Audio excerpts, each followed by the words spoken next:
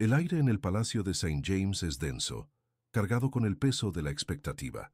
Es el 8 de septiembre de 1761, y los lores y damas más poderosos del Imperio Británico, envueltos en sedas y pelucas empolvadas, esperan a su futura reina. Cuando la puerta finalmente se abre, una joven de 17 años entra, nerviosa pero con una compostura inquebrantable. Se llama Sofía Charlotte de Mecklemburgo-Strelitz. Por un instante, el salón queda atrapado en un silencio absoluto, un vacío que no es de reverencia, sino de puro shock. Las miradas se clavan en ella, no con la admiración que esperaba, sino con una sorpresa mal disimulada. Vemos sus ojos viajando de un rostro a otro, registrando los susurros ahogados, las miradas que se desvían hacia su nariz, que un cortesano más tarde describiría como demasiado ancha, y sus labios demasiado gruesos. En ese momento, rodeada por el poder del imperio, Charlotte se da cuenta de una verdad devastadora. Su rostro, su propia identidad, acaba de convertirse en un problema político de la más alta magnitud. Para entender el porqué de ese silencio, tienes que entender dónde estamos. Esto es el Imperio Británico, a mediados del siglo XVIII, el epicentro del poder mundial. Acaba de salir victorioso de la Guerra de los 7 Años, consolidándose como la superpotencia global indiscutible. Londres es el corazón palpitante de un imperio en expansión, pero su pulso es alimentado por una brutalidad incalculable.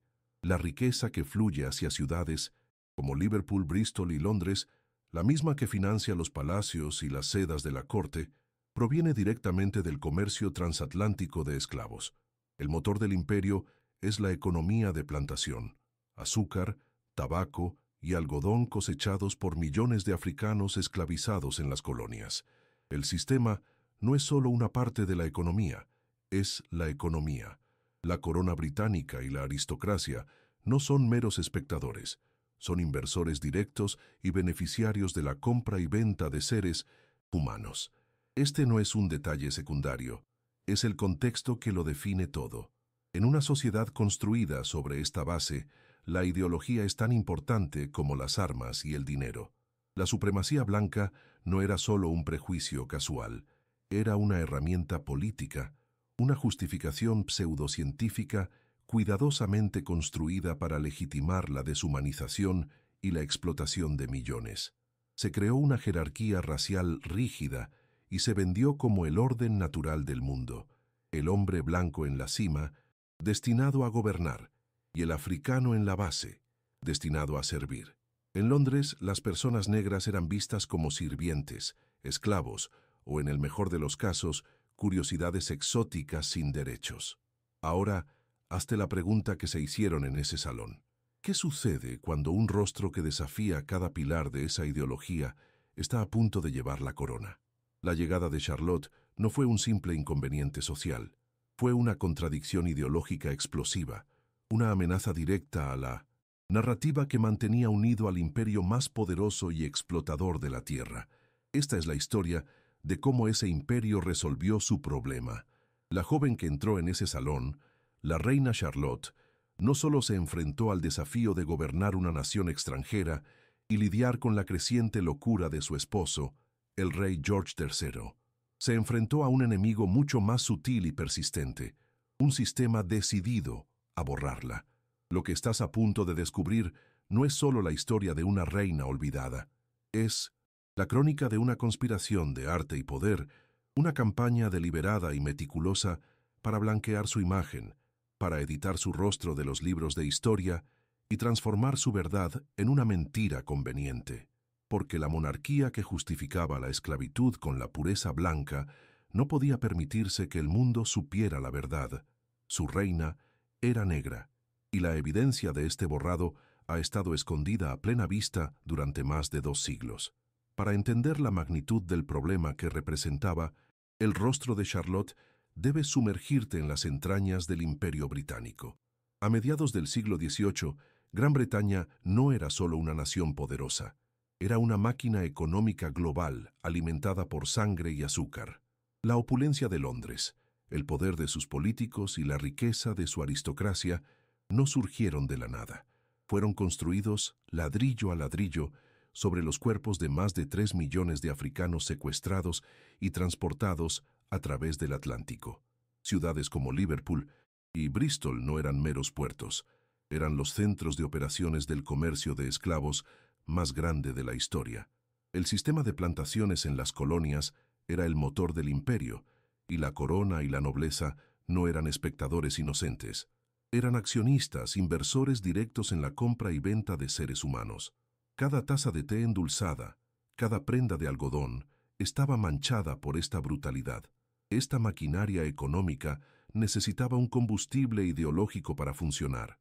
No se puede esclavizar a millones de personas sin antes convencerse a uno mismo y al mundo de que no son completamente humanas. Así nació la arquitectura de la supremacía blanca, no como un simple prejuicio, sino como un proyecto político y pseudocientífico. Se crearon jerarquías raciales, presentadas como hechos biológicos inmutables, que colocaban al hombre blanco en la cima de la creación y al africano en el fondo, destinado por naturaleza a la servidumbre. En las calles del Londres de Charlotte, esta ideología era ley no escrita.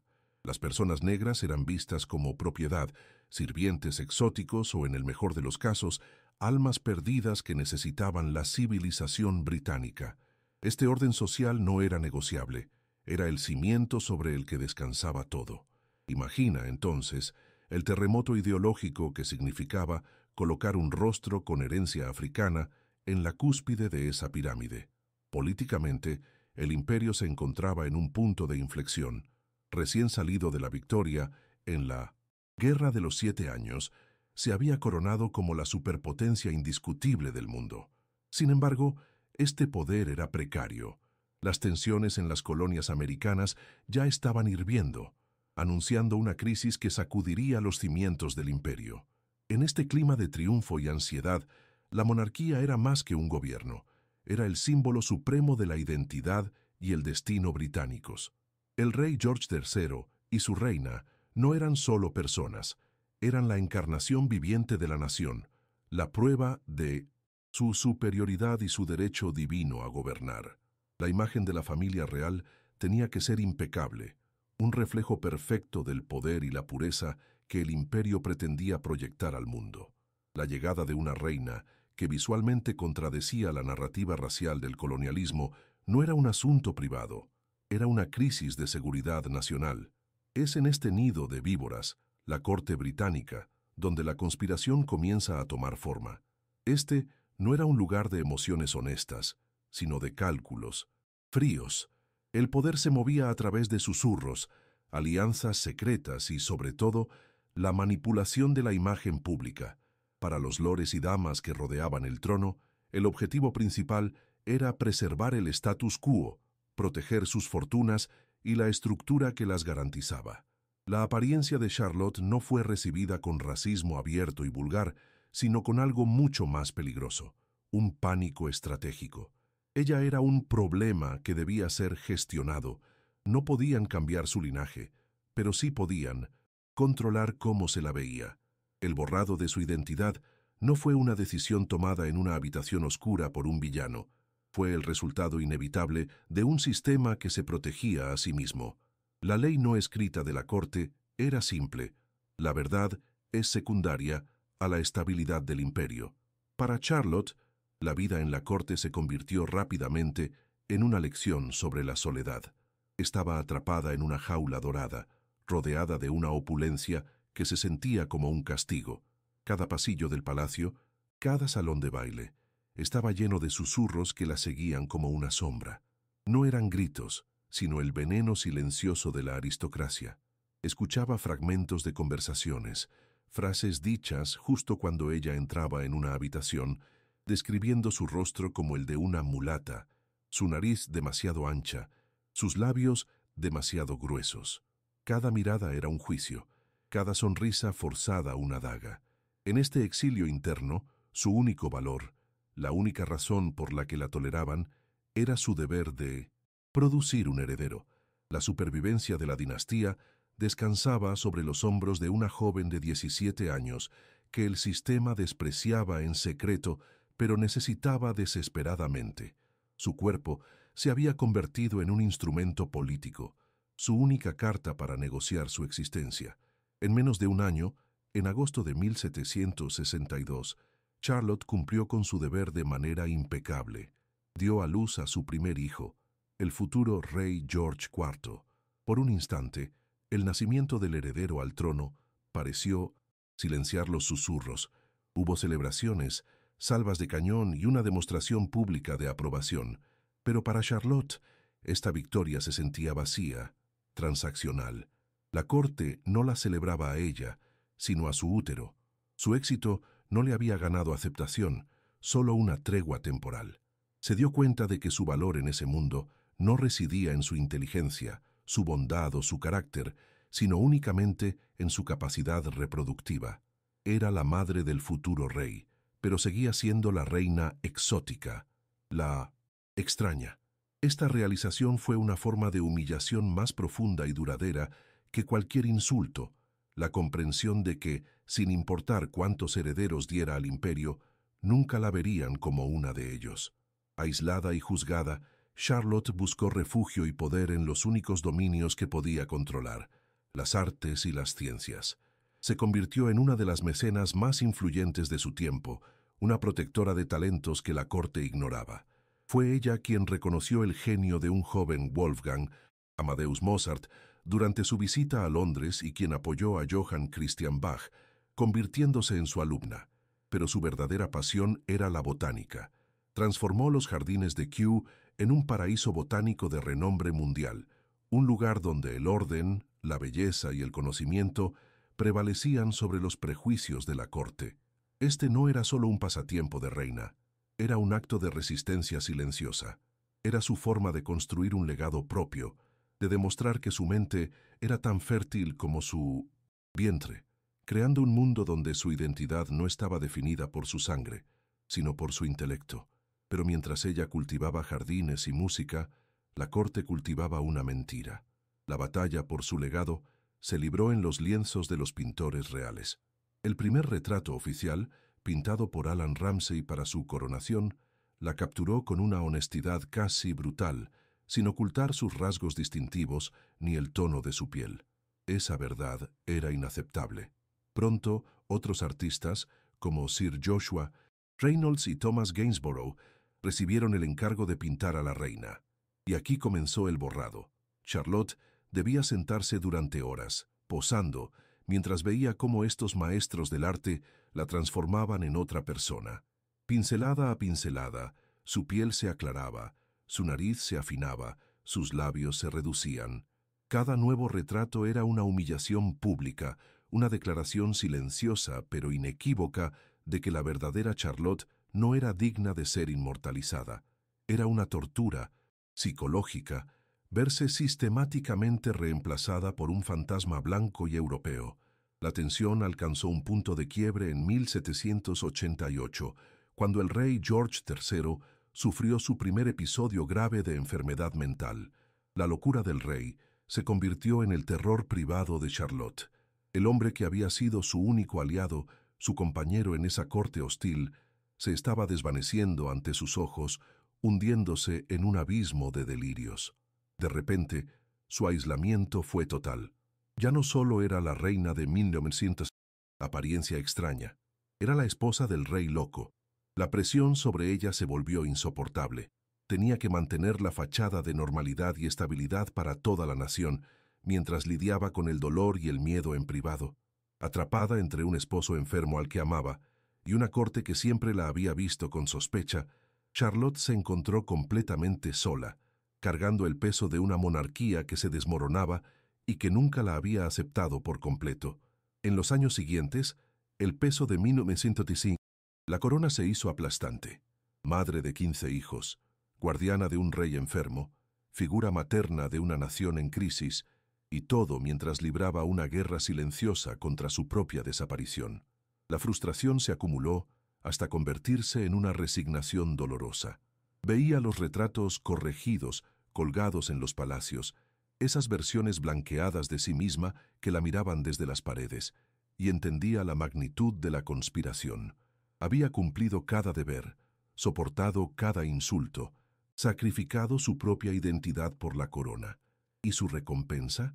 Ser borrada de su propia historia. Este fue el punto de ruptura final. No una explosión de ira, sino la comprensión fría y devastadora de que el sistema no solo la había juzgado, sino que la estaba eliminando activamente. Estaba siendo convertida en cómplice silenciosa del robo de su propio rostro, un testigo impotente de su lento desvanecimiento en la historia. El año es 1788 y el castillo de naipes se derrumba. La enfermedad mental del rey George III, que hasta ahora había sido un rumor oscuro, una sombra en los pasillos, estalla en una crisis abierta y aterradora. Para Charlotte, esto es más que una tragedia personal. Es la aniquilación de su único y frágil escudo. El hombre que la eligió, que la defendió a su manera, se ha perdido en un laberinto de delirios del que no hay retorno. De la noche a la mañana, ella deja de ser simplemente la reina consorte de apariencia controvertida para convertirse en la guardiana solitaria de un rey loco y por extensión de la estabilidad de todo el imperio. El peso sobre sus hombros es ahora absoluto.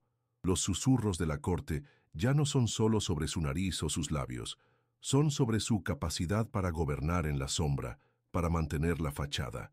Siente las miradas de los lores y políticos, calculando, evaluando su fuerza, su vulnerabilidad. Está completamente sola, atrapada entre el amor por su esposo destrozado y el desprecio frío de un sistema que ahora depende de ella pero que nunca la ha aceptado. Es en este abismo de soledad y presión donde ocurre la epifanía, la fractura final. Un día, caminando por los pasillos del Palacio de Kew, se detiene frente a un nuevo retrato encargado a Thomas Gainsborough. La mujer en el lienzo la mira con ojos vacíos. Es una extraña de piel pálida, nariz afilada y labios finos, una figura fantasmal que lleva sus joyas y su corona. En ese instante, la realidad la golpea con la fuerza de un golpe físico. Esto no es arte. No, es una idealización estética. Es una campaña, una conspiración silenciosa y metódica para borrarla de la existencia. Cada pincelada es un acto de violencia, una negación de su ser. Se da cuenta de que la batalla que ha estado librando en silencio, la lucha por la aceptación, es una que nunca podrá ganar. El sistema no solo la rechaza, la está reemplazando activamente con una mentira. La guerra no es contra individuos maliciosos, sino contra la maquinaria ideológica del imperio, una maquinaria que necesita una reina blanca para justificar su brutalidad en el extranjero. Y es ahí, frente a esa mentira enmarcada en oro, que toma una decisión que cambiará el curso de su legado. No es una decisión de rebelión abierta, pues sabe que eso sería un suicidio político. Es algo mucho más inteligente, más profundo. Abandona la lucha por su rostro. Les cede el lienzo. Si quieren pintar a su fantasma blanco, que lo hagan. Su nueva estrategia será forjar un legado tan tangible, tan innegable que ninguna cantidad de pintura pueda ocultarlo. Si van a borrar su imagen, ella grabará su nombre en la historia a través de sus acciones. Ya no buscará la aprobación de la corte. Ya no esperará ser vista. A partir de este momento, su energía no se gastará en sobrevivir a los susurros, sino en construir monumentos a su intelecto, a su pasión y a su influencia. Es el punto de no retorno.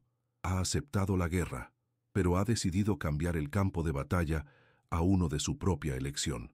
Esta decisión la transforma.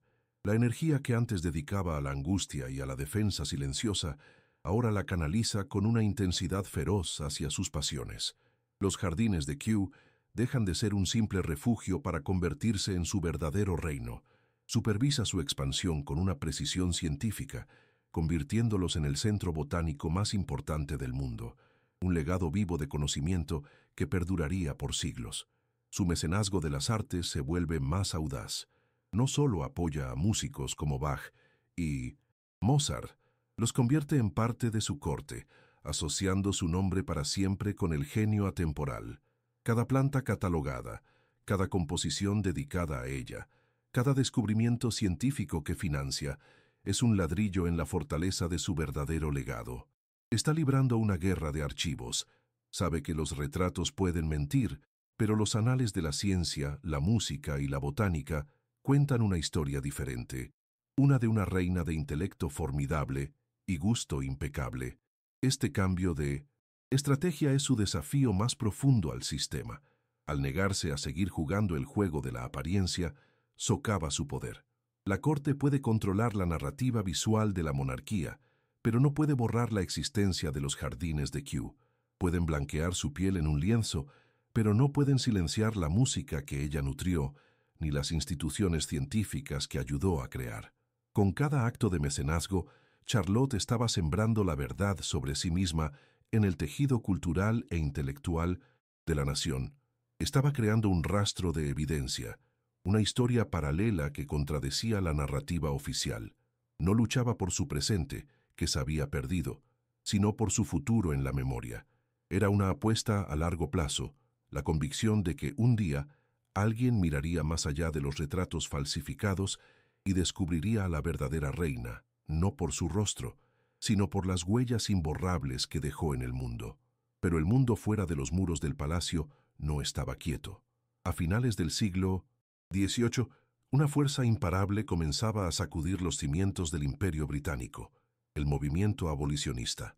En las calles, en el Parlamento, en cada panfleto que circulaba, el debate sobre la inmoralidad de la esclavitud se volvía más ruidoso, más imposible de ignorar. Para la élite que se beneficiaba del comercio de seres humanos, esta era una amenaza existencial. Y en este clima de alta tensión, la imagen de la monarquía se convirtió en un campo de batalla ideológico crucial. ¿Cómo se podía defender la subyugación de los africanos como una raza inferior si la propia reina compartía su linaje?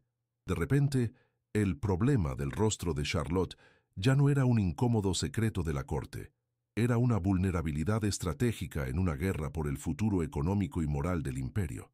El borrado de su identidad dejó de ser una cuestión de estética para convertirse en una necesidad política urgente. La respuesta del sistema fue tan silenciosa como brutal, y su arma fue el pincel. La campaña para blanquear a Charlotte entró en una nueva fase, más agresiva y sistemática. Ya no se trataba de suavizar sus rasgos, sino de erradicarlos por completo. Artistas como Thomas Gainsborough y Sir Joshua Reynolds, los maestros de su tiempo, fueron los generales de este asalto visual. Imagina la escena. Charlotte, sentada durante horas interminables, viendo cómo su propia imagen era desmantelada y reconstruida como una mentira. Vemos la mano del artista aplicando una capa de pintura pálida sobre un boceto que aún contenía un eco de la verdad. Un acto de violencia artística ejecutado con la máxima delicadeza. Cada nuevo retrato que se colgaba en los palacios era un boletín de esta guerra silenciosa, una declaración pública de que la verdadera Charlotte no tenía cabida en la historia. El arte, que debería inmortalizar la verdad, se convirtió en la herramienta más eficaz para enterrarla. Frente a este asalto implacable, Charlotte entendió que no podía ganar la batalla de los lienzos. Luchar por su rostro era luchar contra el propio imperio. Así que tomó una decisión de una brillantez estratégica asombrosa. Cambió el campo de batalla. Si iban a robarle su imagen, ella construiría un legado tan monumental que ninguna pintura podría ocultarlo. Su confrontación no sería con gritos ni rebeliones, sino con acciones. Canalizó toda su energía, su frustración y su intelecto en sus pasiones. Convirtió los jardines de Kew en un epicentro mundial de la botánica. Su mecenazgo musical no solo apoyó a genios como Mozart y Bach, sino que los inscribió para siempre en su historia. Cada planta catalogada, cada sinfonía dedicada a ella, cada institución científica que fundó, era un hecho innegable, una pieza de un archivo indestructible que contradecía la narrativa oficial. Estaba construyendo una fortaleza de logros, ladrillo a ladrillo, sabiendo que la verdad, a veces, se esconde en los jardines y en las partituras. Pero esta resistencia tuvo un costo personal devastador. Cada día era un recordatorio de su propia aniquilación. Tenía que caminar por los pasillos de sus propios palacios y enfrentarse a los rostros de esas extrañas de piel pálida que la suplantaban en los marcos dorados. Era una forma de tortura psicológica, una humillación constante y pública. El sistema la celebraba como la madre de la nación, la mujer cuyo cuerpo había dado 15 herederos al trono, asegurando el futuro de la dinastía. Pero ese mismo sistema le decía, con cada pincelada, que su rostro, la esencia de su identidad, era inaceptable. Vivió atrapada en esta contradicción cruel. Su vientre era sagrado, pero su sangre era una mancha que debía ser borrada. El sacrificio que se le exigió no fue solo el de su comodidad o su felicidad, sino el de su propia verdad, obligada a ser cómplice silenciosa del robo de su identidad. La crisis alcanzó su punto de ebullición en 1788, cuando la enfermedad mental del rey George III se convirtió en una catástrofe pública. La locura del rey no solo destrozó a Charlotte emocionalmente, la dejó completamente expuesta. Su único aliado, el hombre que la había elegido y la había protegido a su manera, se había ido, dejando un vacío de poder y un pánico generalizado. Para la corte, la necesidad de proyectar una imagen de estabilidad, de normalidad y, sobre todo, de pureza británica, se volvió desesperada. Con el rey fuera de juego, Charlotte ya no era solo la reina, era el símbolo visible de la monarquía. La presión para controlar su imagen se intensificó exponencialmente. Su vulnerabilidad fue vista por el sistema como la oportunidad perfecta para dar el golpe de gracia, para finalizar el borrado y consolidar la versión blanqueada de la reina como la única y definitiva verdad. Su soledad era ahora el arma que sus enemigos usarían en su contra. Fue entonces cuando la maquinaria de propaganda imperial se puso en marcha a toda velocidad. Los retratos blanqueados dejaron de ser solo una opción. Se convirtieron en la única representación oficial. Se multiplicaron, se colgaron en cada residencia real, se reprodujeron en grabados para el público. Crearon lo que solo puede describirse como una galería de mentiras. Un recorrido por los palacios se convirtió en un viaje a través de una historia falsificada, donde la sucesión de retratos mostraba a una mujer que nunca existió, cada uno más pálido y europeizado que el anterior. El retrato original de Alan Ramsay, esa peligrosa pieza de evidencia, fue relegado, convirtiéndose en una anomalía en lugar de la verdad fundacional. El sistema no solo estaba sugiriendo una nueva imagen, estaba usando su poder institucional para crear una realidad visual abrumadora, una inundación de falsificaciones diseñada para ahogar para siempre el recuerdo de la verdadera reina. Así, la confrontación directa terminó con una victoria aparente para el sistema.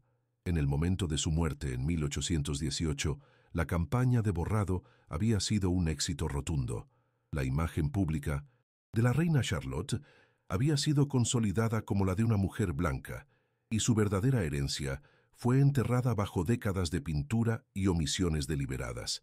La historia oficial fue escrita por los vencedores de esta guerra silenciosa, pero se equivocaron en una cosa: subestimaron la estrategia a largo plazo de su reina, porque aunque lograron controlar los lienzos, no pudieron controlar la historia que ella había escrito en otros lugares.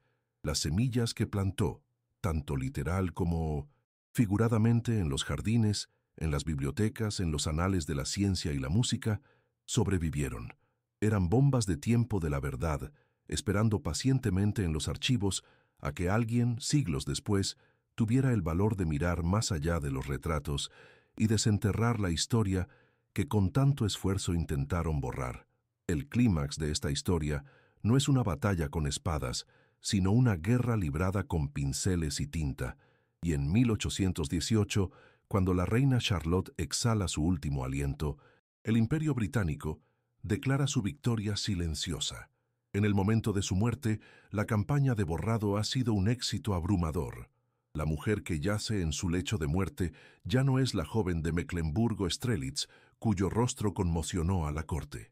En la memoria pública, forjada por décadas de propaganda artística, ella es una figura pálida y europeizada, un fantasma blanco que adorna las paredes de los palacios. La galería de mentiras está completa. Cada retrato blanqueado, cada biografía que omite las descripciones de sus contemporáneos, Ha funcionado como un soldado en esta conquista de la memoria. El sistema ha ganado. Ha logrado transformar una verdad inconveniente en una mentira conveniente, asegurando que la monarquía que preside el mayor imperio esclavista del mundo permanezca visualmente pura e intachable. La verdadera Charlotte ha sido enterrada mucho antes que su cuerpo. Pero esta victoria tuvo un costo que el imperio nunca pudo calcular. Para Charlotte, el precio fue el robo de su propia identidad, una tortura psicológica que duró casi 60 años. Fue obligada a ser testigo de su propia aniquilación, a sonreír mientras los artistas la desmantelaban, pincelada a pincelada. Sin embargo, en su resistencia silenciosa, dejó tras de sí un legado que ninguna cantidad de pintura podía ocultar. No luchó por su rostro, sino por su historia. Los jardines de Kew, que ella transformó en un centro mundial de botánica, se convirtieron en su verdadero retrato, un testimonio vivo de su intelecto. La música de Mozart y Bach, que ella nutrió, se convirtió en su voz, resonando a través de los siglos. El sistema ganó el lienzo, pero ella ganó los archivos. Dejó un rastro de evidencia, una fortaleza de logros culturales y científicos que contradecían la frágil mentira de los retratos. Era su apuesta a largo plazo, que la verdad, como las semillas que plantó, eventualmente encontraría la luz. Tras su muerte, la maquinaria de borrado no se detuvo, se aceleró. La era victoriana y el siglo XX se encargaron de cementar la falsificación. Los historiadores, actuando como guardianes de la narrativa imperial, continuaron la tradición de la censura por omisión. Las descripciones de contemporáneos que la llamaban mulata fueron ignoradas, descartadas como anécdotas excéntricas. Los retratos blanqueados de Gainsborough y Reynolds fueron reproducidos en libros de texto y exhibidos como la representación definitiva, mientras que la peligrosa honestidad del retrato de Ramsay fue relegada a una nota a pie de página. Su herencia multirracial fue sistemáticamente clasificada no como un hecho, sino como una teoría controvertida. El borrado se convirtió en política institucional, una limpieza activa de la memoria colectiva para asegurar que la idea de una monarquía blanca e imperial nunca fuera desafiada. La conspiración ya no necesitaba susurros. Se había convertido en la verdad oficial, enseñada en las escuelas y exhibida en los museos. ¿Por qué un esfuerzo tan monumental para borrar el rostro de una sola mujer? Porque el rostro de Charlotte no era solo un rostro, era una contradicción que amenazaba con derrumbar todo el edificio ideológico del imperio. Su existencia desmentía el mito fundamental de la supremacía blanca, la mentira de que la aristocracia europea era un bastión de pureza racial destinada por Dios a gobernar sobre las razas inferiores. Desmentía la narrativa de que las personas con ascendencia africana solo podían existir en la historia europea como esclavos o sirvientes, nunca como soberanas. Su borrado fue un acto político necesario para mantener la justificación moral del colonialismo y la esclavitud. Tenían que blanquearla para poder seguir deshumanizando a millones de personas que se parecían a ella. La historia de Charlotte nos demuestra que el racismo no es solo un prejuicio, es un proyecto activo de falsificación histórica, una construcción diseñada para proteger el poder. Y es por eso que recordar esta historia hoy es un acto de resistencia. Durante más de 200 años, el sistema tuvo éxito.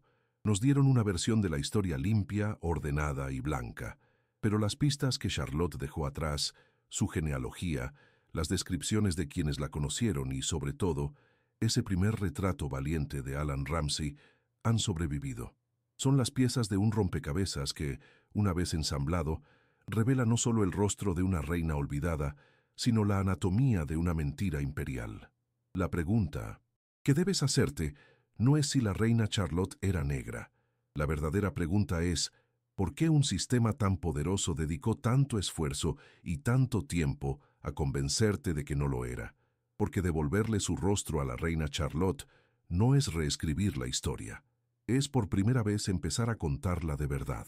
La victoria del imperio fue tan completa que tras la muerte de Charlotte, la mentira se convirtió en verdad oficial. La era victoriana y el siglo XX se encargaron de cincelar en piedra la falsificación. Los historiadores, actuando como guardianes de la narrativa imperial, continuaron la censura por omisión. Las descripciones de sus contemporáneos, como la del barón Stockmar, que la llamó de cara de mulata, fueron sistemáticamente ignoradas, descartadas como anécdotas excéntricas o simples insultos. Los retratos blanqueados de Gainsborough y Reynolds se reprodujeron en cada libro de texto, se exhibieron como la representación definitiva, mientras que la peligrosa honestidad del retrato de Ramsay fue relegada a una nota a pie de página. Su herencia multirracial fue activamente reclasificada, pasando de ser un hecho documentado a una teoría controvertida. El borrado dejó de ser una conspiración de la corte para convertirse en una política institucional, una limpieza activa de la memoria colectiva para asegurar que la idea de una monarquía blanca e imperial nunca fuera desafiada. Pero ¿por qué un esfuerzo tan monumental para borrar el rostro de una sola mujer? Porque el rostro de la reina Charlotte no era solo un rostro, era una contradicción andante que amenazaba con derrumbar todo el edificio ideológico del imperio.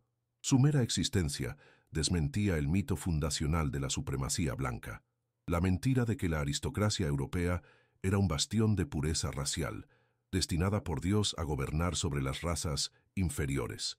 Desmentía la narrativa de que las personas con ascendencia africana solo podían existir en la historia europea como esclavos o sirvientes, nunca como soberanas en el trono de la nación más poderosa del mundo. Su borrado fue un acto político necesario para mantener la justificación moral del colonialismo y la esclavitud. Tenían que blanquearla para poder seguir deshumanizando a millones de personas que se parecían a ella. Su historia prueba que el racismo no es solo un prejuicio, sino un proyecto activo de falsificación histórica diseñado para proteger el poder. Y es por eso que recordar esta historia hoy es un acto de resistencia. Durante más de 200 años, el sistema tuvo un éxito casi total. Nos dieron una versión de la historia limpia, ordenada y convenientemente blanca. Pero las pistas que Charlotte dejó atrás, su genealogía, las descripciones de quienes la conocieron y, sobre todo, ese primer y valiente retrato de Alan Ramsay, han sobrevivido como fantasmas en el archivo. Son las piezas de un rompecabezas que, una vez ensamblado, revela no solo el rostro de una reina olvidada, sino la anatomía de una mentira imperial. La pregunta que debes hacerte al final no es si la reina Charlotte era negra. La verdadera pregunta es, ¿por qué un sistema tan poderoso dedicó tanto esfuerzo, tanto arte y tanto tiempo a convencerte de que no lo era? Porque devolverle su rostro a la reina Charlotte no es reescribir la historia. Es, por primera vez, empezar a contarla de verdad.